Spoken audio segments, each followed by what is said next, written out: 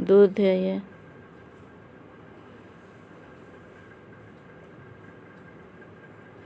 इतनी सी पानी है, ये चाय पत्ती को ऑब्जर्व कर लेगी।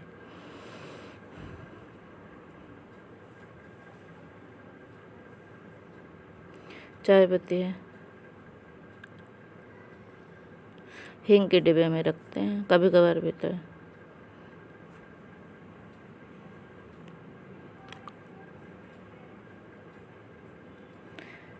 इलायची डालना है तो डाल सकते हो।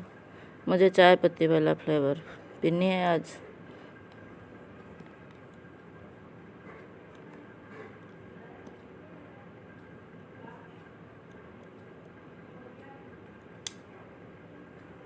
गुड़ की पाउडर है, खुला दिया है इस बार।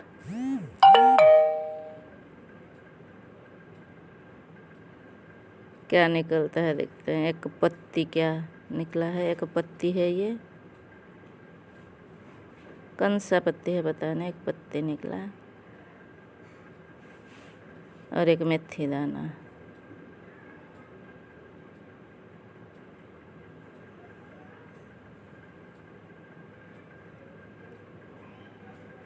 चाय पत्ती कहाँ से गिरी, 2-4 चाय पत्ती की दाना भी थी और एक